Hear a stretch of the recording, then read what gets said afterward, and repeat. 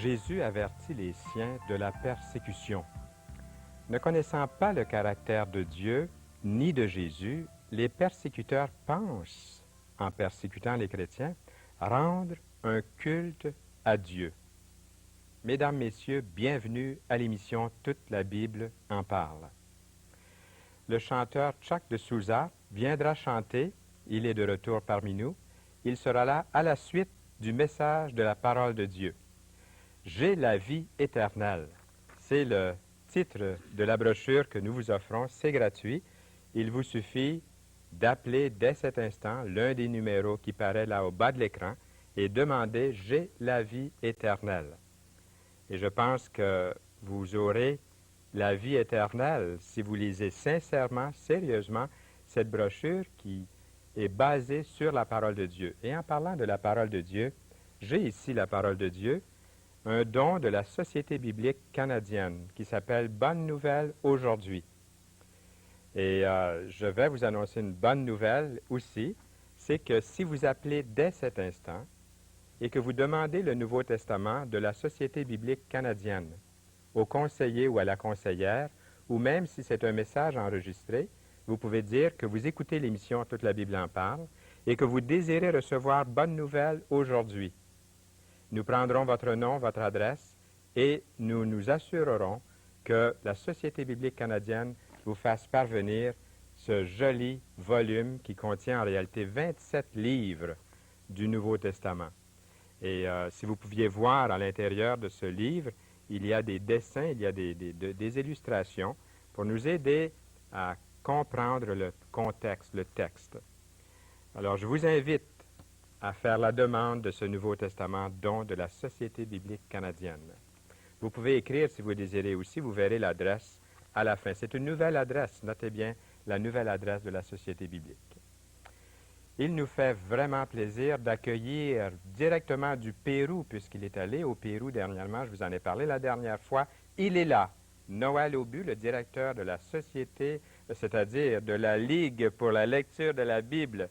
Bienvenue au Canada, au Québec, mon cher Noël. Parle-nous un petit peu de ton voyage là-bas au Pérou. Qu'est-ce qui s'est passé? Bien, disons juste quelques mots. Ce qui m'a touché le plus, ça a été tous les enfants laissés dans la rue. Il y a des milliers d'enfants, Fernand, qui, les parents les aiment, mais ils n'ont plus d'argent pour les nourrir. Ils les amènent au marché et espérant que quelqu'un va les ramasser, qui va les emmener chez eux pour les nourrir, et ils laissent les enfants au marché. Et les enfants grandissent, c'est des enfants de 6, 7, 8, 9 ans. Ils grandissent seuls, en bande, et naturellement, ils finissent par voler pour pouvoir se nourrir. Tu as vu ces enfants-là? Il y en a des milliers. C'est quelque chose qu'ici, on ne voit pas. C'est presque impensable que des parents puissent faire ça, mais il ne faudrait pas les juger. C'est qu'ils n'ont pas le nécessaire pour les nourrir. Justement. Et alors, ils espèrent que quelqu'un d'autre va pouvoir les nourrir. Et des milliers d'enfants vivent littéralement dans la rue, sans un toit pour aller se coucher, une maison ou quoi que ce soit. Alors, lorsque tu vois ça, ça ne peut pas faire autrement que de te toucher.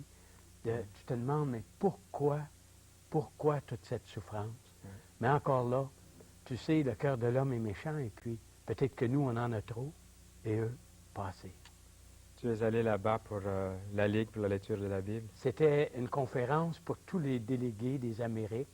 On était 17 pays qui étaient représentés et en tout 90 délégués de différentes langues. Alors c'était bien de pouvoir avoir une communion fraternelle avec des frères et des sœurs dans le Seigneur, mais qui ont un teint un peu plus basané que nous autres, qui ne parlent pas la même langue, mais tu sais que tu appartiens à la même famille.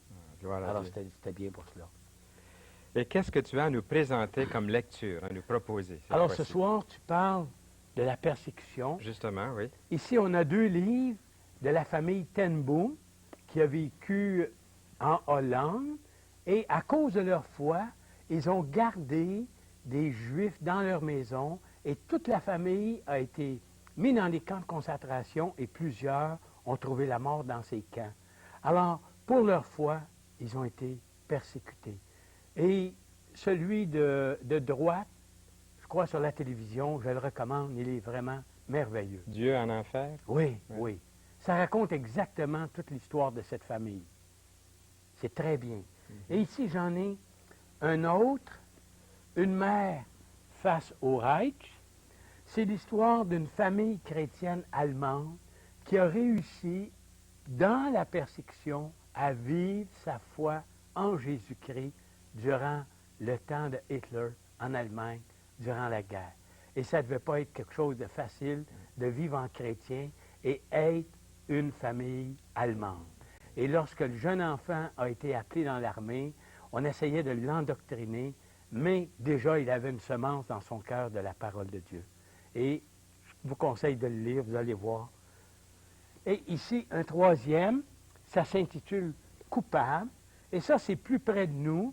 Ça se passe en Grèce, on pourrait dire le lieu de naissance de la démocratie, le berceau de la chrétienté. En 1984, 3 individus, un Américain, un Britannique et un Grec, qui évangélisent, qui annoncent la parole de Dieu à un jeune Grec, et ils se font arrêter, ils passent en cours, et ils ont écopé de 3 ans et demi de prison. Dans la Grèce, aujourd'hui, pour annoncer la parole de Dieu, ces 3 personnes ont été mises en prison pendant 3 ans et demi. Alors, la persécution, le Seigneur dit, ceux qui veulent vivre pieusement, ils seront persécutés. Et je crois que pour son nom, oui, le chrétien peut être persécuté. Puis on va le voir tout à l'heure. On va ouvrir la Bible et on va pouvoir C'est ça. constater Et puis, ça. je veux encore rappeler aux gens qui veulent lire et méditer la parole de Dieu de s'abonner à Partage. Ils peuvent le faire directement à la Ligue pour la lecture de la Bible ou dans une librairie chrétienne. Demandez ce petit livre, Partage. C'est une lecture. C'est un programme de méditation qui nous aide à lire et à méditer la parole de Dieu sur une base continuelle à chaque jour. Et voudrais-tu nous lire la pensée d'aujourd'hui? Aujourd'hui, à l'heure qu'on fait l'émission, c'est le 10 mars. Le 10 mars. Oui, lorsqu'on enregistre cette émission. Alors, le 10 mars, c'est une foi qui agit. C'est l'histoire de Bartimée, la guérison de l'aveugle Bartimée.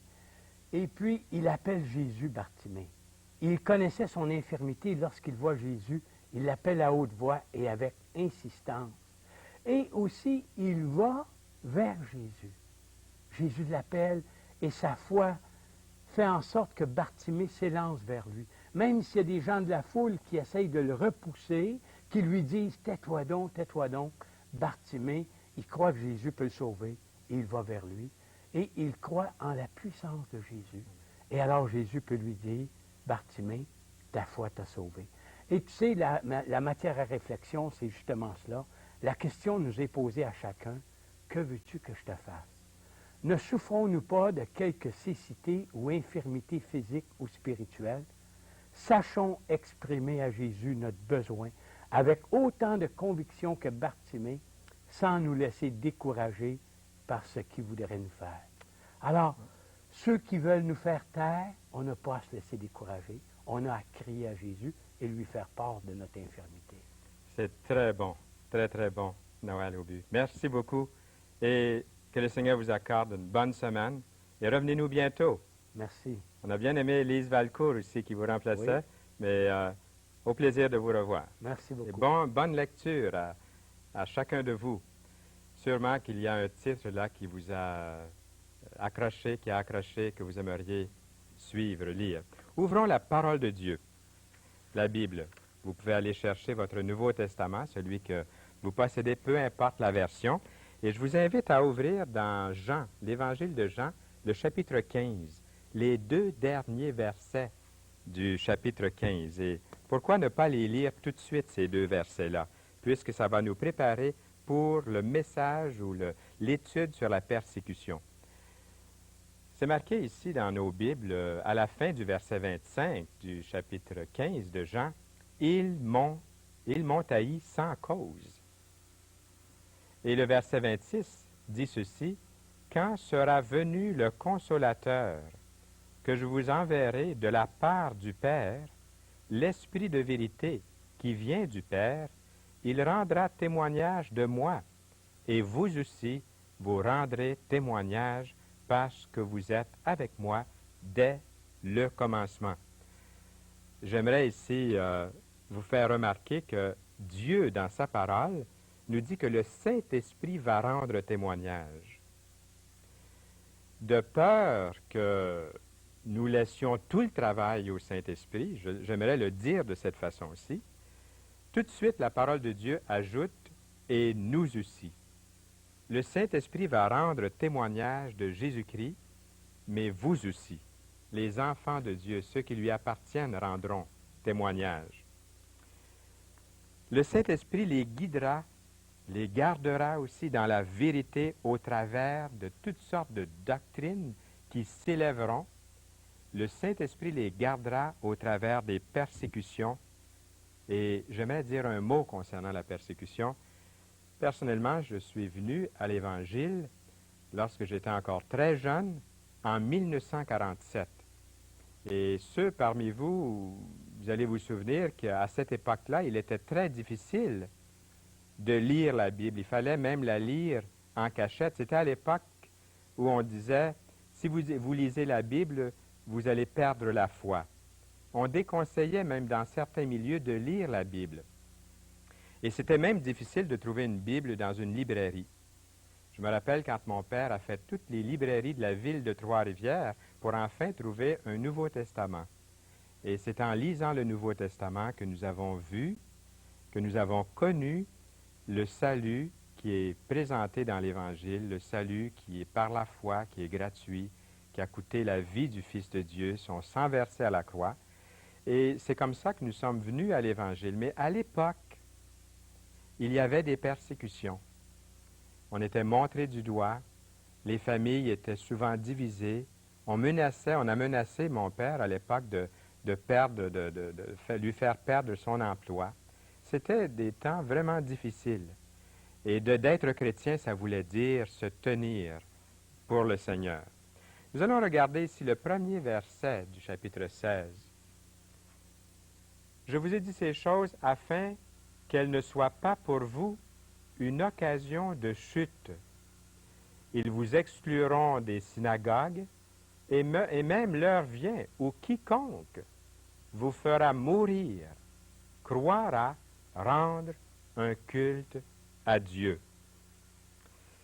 En général, il est assez sûr de dire que les gens aiment quelqu'un qui est bon, quelqu'un qui est religieux. Je pense que la majorité des gens aiment quelqu'un qui est religieux, parce qu'on se dit il est honnête, il a une bonne vie, il ne fait tort à personne, il pardonne facilement.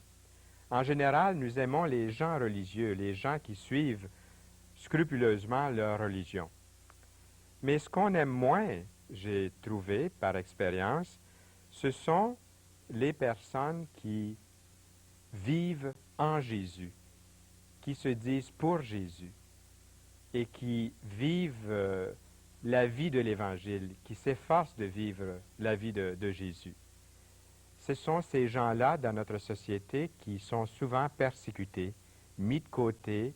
On ne sait pas, les chrétiens ne savent pas toujours pourquoi on les a mis de côté, pourquoi on les haït. Mais de Jésus, il a été écrit, on l'a haï sans cause.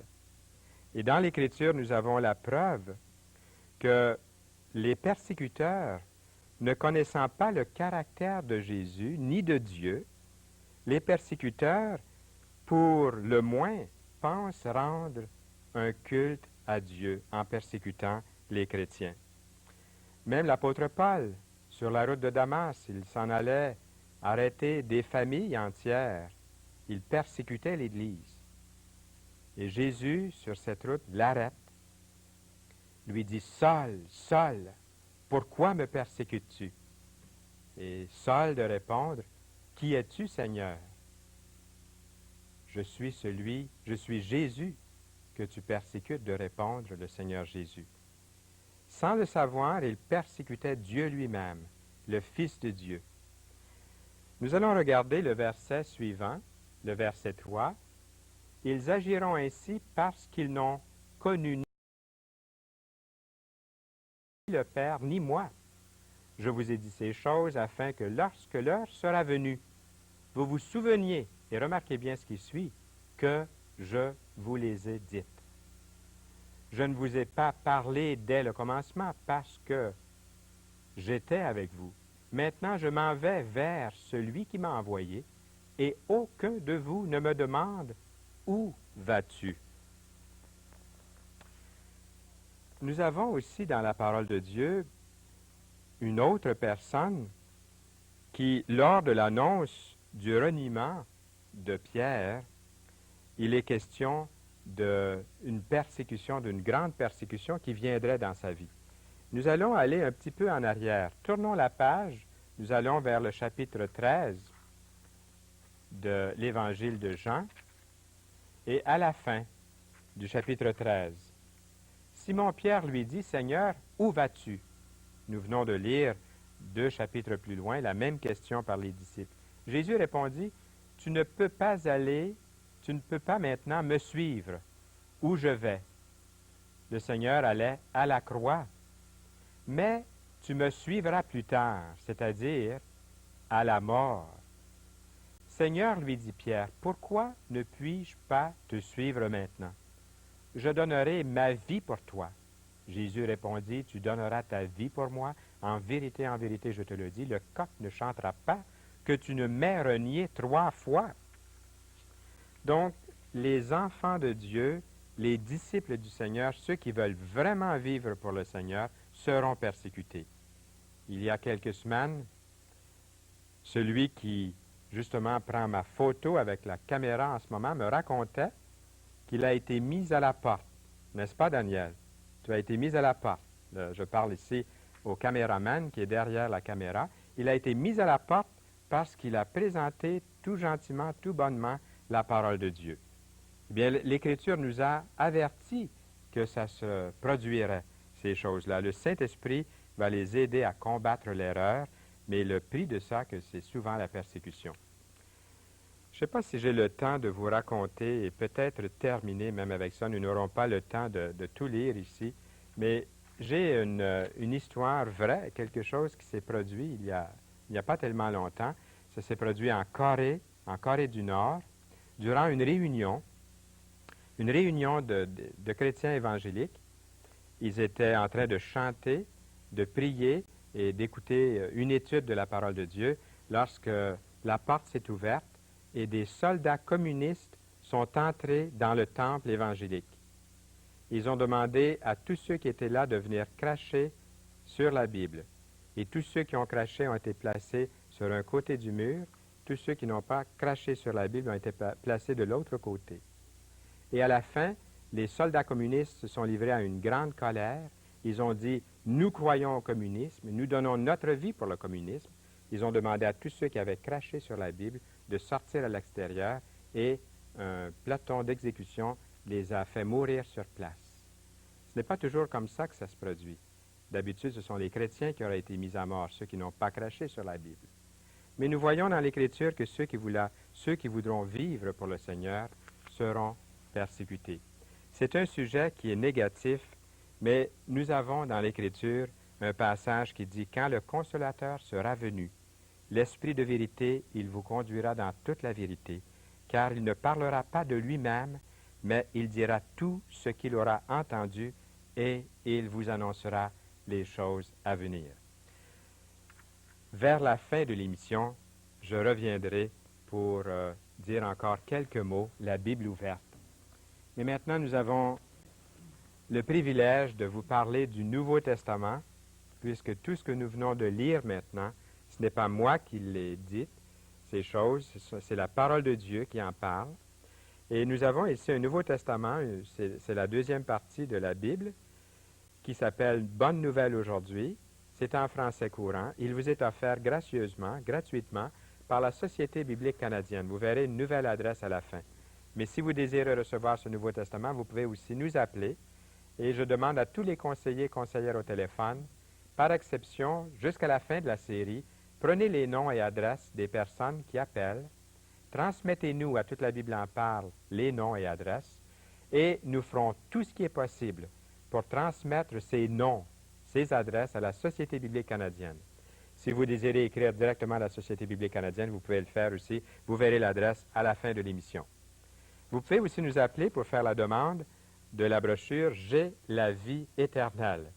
Et si vous lisiez cette brochure attentivement jusqu'à la fin, sérieusement, vous pourriez vous aussi trouver la vie éternelle, puisque cette brochure est basée sur la parole de Dieu. Eh bien, je connais Chuck de Souza depuis quelques années. Il vient chanter ici à Toute la Bible en parle depuis longtemps. Son frère est évangéliste. Walter de Souza est venu ici quelques fois aussi au cours des années. Y a-t-il des difficultés? Tout vous semble mal ou mal aller? Nous vous disons, Dieu est là. Il peut vous soutenir. Pourquoi ne pas vous en remettre à Dieu? Chuck de Souza peut aujourd'hui chanter gloire à Dieu. Et vous allez comprendre pourquoi.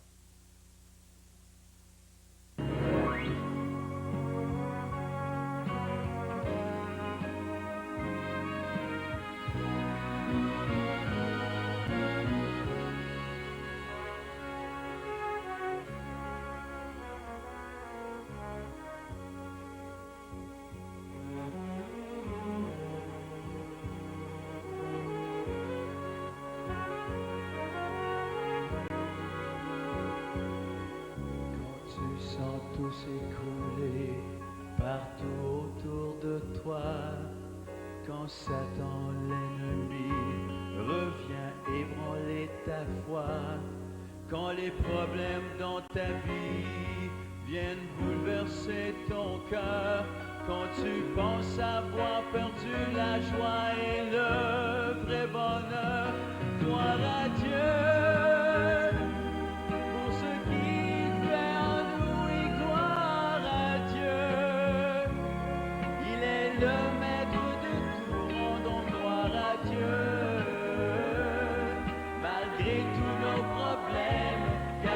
Savons qu'il nous aime et qu'il est le Dieu suprême, gloire à Dieu.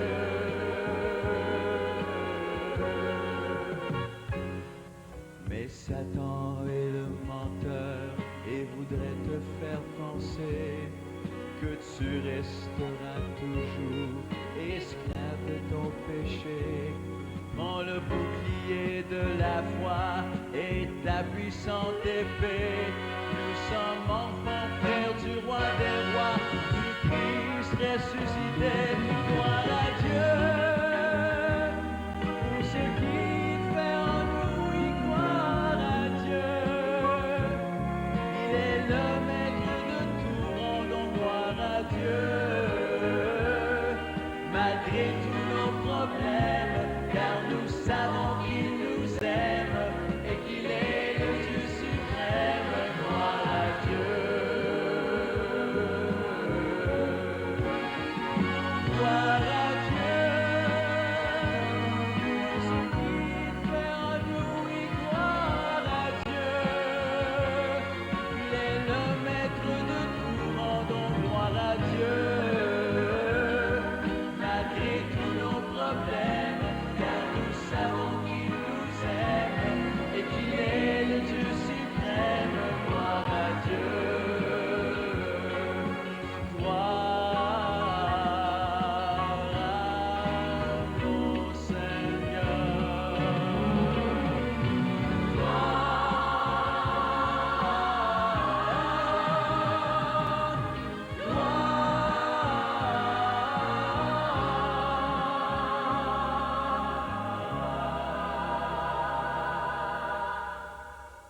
Dieu.